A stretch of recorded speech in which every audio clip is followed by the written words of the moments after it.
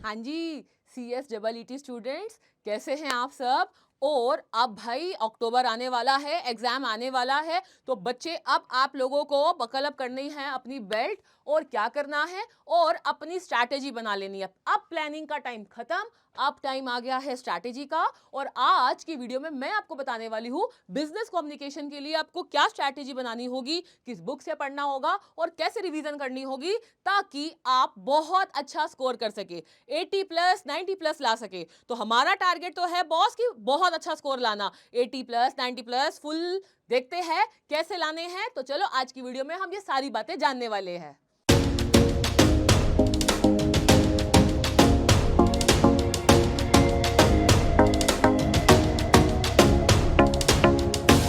हाँ जी बच्चों, तो यहाँ पर अब बात आ गई है अक्टूबर की। ज्यादा दूर नहीं है अब टाइम बेटा, अब पेपर आ चुका है, बस ये समझ लो। अब तो बस ऐसे टाइम भागेगा। बात आती है बिजनेस कम्युनिकेशन की। बचपन से ही ज्यादातर बच्चे एक एवरेज स्टूडेंट रहते हैं। यहाँ पर जब एवरेज स्टूडेंट रहते हैं तो इंग्लिश कहीं ना कहीं हार्ड टाइट होता है, इंग्लिश में हम इतने ज्यादा सेवी नहीं होते। और जब बुक पढ़ने बैठे, देखा बुक में तो सिर्फ 4 चैप्टर्स है, लेकिन जब उन 4 चैप्टर्स को पढ़ने बैठे तो पता लगा बॉस पहले ही चैप्टर में ग्रामर आ गई है, पहले ही चैप्टर में वोकैबुलरी आ गई है, पहले ही चैप्टर में आरसी आ गया है और जो जोश था वो डाउन होना शुरू हो गया। और फिर लगा यार ये तो फिर से वही जो बचपन से करते आ रहे हैं, ये फिर से वही जो हमारे एंट्रेंस में है, ये फिर से वही जो हमारे कॉम्पिटिटिव एग्जाम्स में आ चुका है। तो बच्चे लोग यहाँ पर अब आपको प्रिपरेशन करनी है एक प्रोफेशनल एग्जाम की। आप कोई ऐसे वैसे ही कोर्स तो कर नहीं रहे हो बच्चे, है ना भाई, कि भाई कोई डिग्री कोर्स है नॉर्मल तो हमारे को जो गिवन है उसमें से आएगा। अब आपको आप देखेंगे आपकी जो पहला चैप्टर ही है essentials of good English, which includes grammar, which includes vocabulary, which includes RC, which include summary, summarising, note making. तो यहाँ पर आपको सबसे पहले ग्रामर से स्टार्ट करना है, अपनी ग्रामर की बेसिक्स को बहुत अच्छे से क्लियर करना है, रूल्स रेगुलेशंस सारे के सारे आपके ट्रिक्स वो सब समझनी है। इसके अलावा वोकैबुलरी जो बुक में गिवन है, उसके साथ साथ आपको extra vocabulary, synonyms, antonym, homophones, homonyms, proverb आपका फॉलोड बाय इडियम्स, ये सब कुछ आपको देखना है। और आप लोगों ने वन वर्ड सब्स्टिट्यूशन भी देखना है, ये पंचुएशन भी देखना है, क्योंकि जो फर्स्ट अटेम्प्ट आया है जो जून में आया था उस पेपर में हर एक चीज को कवर किया गया है। और चैप्टर 1 से ही फर्स्ट क्वेश्चन जो मैंडेटरी क्वेश्चन है उसमें से ही, if I am not wrong, शायद 8 नंबर का क्वेश्चन भी था। तो यहां पर आप इसको लाइटली नहीं ले सकते बच्चे कि चल छोड़ देंगे या कुछ ना, यू नेवर नो, क्योंकि 4 चैप्टर्स है। तो अगर हम अभी तक तो कुछ ऐसा रिलीज नहीं हो कि एक चैप्टर में से इतने मार्क्स का आएगा या कुछ, बट वेटेज अच्छी रखता है चैप्टर 1। तो फोकस करना है। आप एक टाइप आपका जो इंडेक्स है वो बहुत अच्छे से दिया हुआ है और जो बुक आपको यूज करनी है वो आपको आईसीएसआई का मटेरियल ही बेसिकली रेफर करना है। आपको जितने भी प्रोफेशनल कोर्सेज होते हैं उनकी बुक्स ही सेल्फ सफिशिएंट होती है। उसके अलावा जब टाइमली आईसीएसआई जो भी एक्स्ट्रा इंफॉर्मेशन या कुछ भी एक्स्ट्रा इशू करता है, रिलीज करते हैं, वो भी आपको ध्यान में रखना है, वो भी आपको एक बार गो थ्रू होना है आपके एग्जाम से पहले। तो यहाँ पर आपने ये तो सीख लिया। इसके बाद जो दूसरा स्टेप आता है, दूसरी चीज आती है, वो है वोकैबुलरी। सारी सीखो, डेली की हैबिट बनानी है कि भाई 30, क्योंकि अब टाइम कम बच रहा है तो डेली के 30 वर्ड्स आपको सीखने ही सीखने हैं, लर्न करने हैं और उसको रिटेन भी करना है। उसके साथ साथ जितना भी आपके मॉड्यूल में गिवन है, जो मैंने चीजें अभी पीछे बताई थी, वो सब कुछ आपको अच्छे से आना चाहिए। मॉड्यूल तो आप ये समझ लीजिए आपका जो बुक है इंस्टीट्यूट की तरफ से, वो तो आपको बस उसमें से कुछ भी एक सिंगल वर्ड भी आपको नहीं छोड़ना है।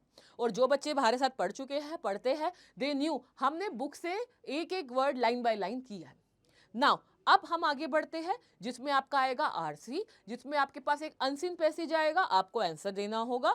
तो वो आपको अभी डेली के 2 आपको आरसी प्रैक्टिस करने होंगे। ओके उसके बाद आपका आता है नोट समराइजिंग, नोट मेकिंग, जो आपने 11th में किया था वो आपको अच्छे से आना चाहिए। फिर आते हैं हम अपने चैप्टर नंबर 2 पे।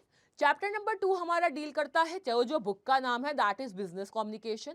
इसके डेफिनेशंस, इसके मीनिंग्स, बैरियर्स, इसके बाद इसमें जो आगे के पार्ट्स है जैसे कि पीआर है, एडवर्टीजमेंट है, लीगल है, बहुत सारे पार्ट्स है। हर एक की आपको थॉरोली नॉलेज होनी चाहिए।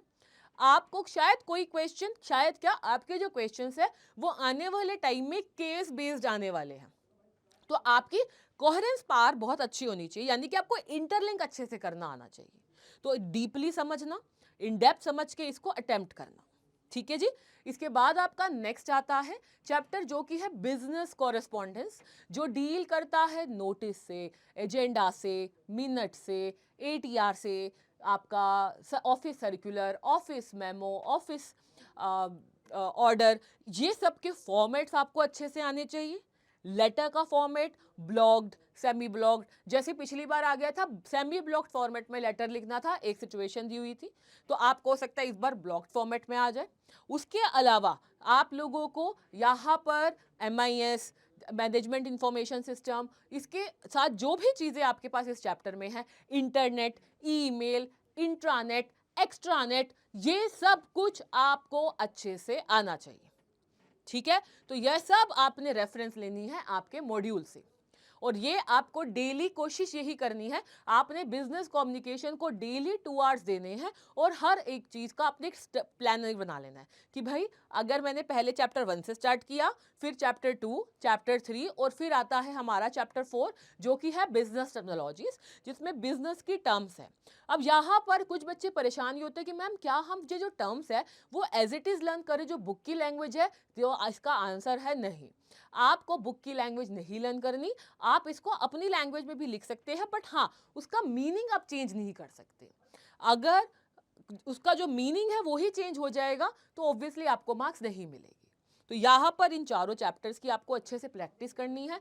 इसके अलावा प्रेजेंटेशन स्किल्स पर भी फोकस करना है, सबके फॉर्मेट्स अच्छे से आने चाहिए, हर एक चीज आपको डीपली इन डेप्थ आनी चाहिए, और बेसिकली बुक से। और बुक के बैक क्वेश्चंस कोई भी ऐसा बच्चा नहीं होगा जिसने स्किप कर देना है, हर एक क्वेश्चन को आपने बाय हैंड खुद से लिखकर करना ही करना है, ठीक है। तो यही था आपका आज का CSEET बिजनेस कम्युनिकेशन, जो अक्टूबर में बच्चों का एग्जाम है उनके लिए स्ट्रैटेजी कि भाई कैसे उनको कैसे कैसे पढ़ना है।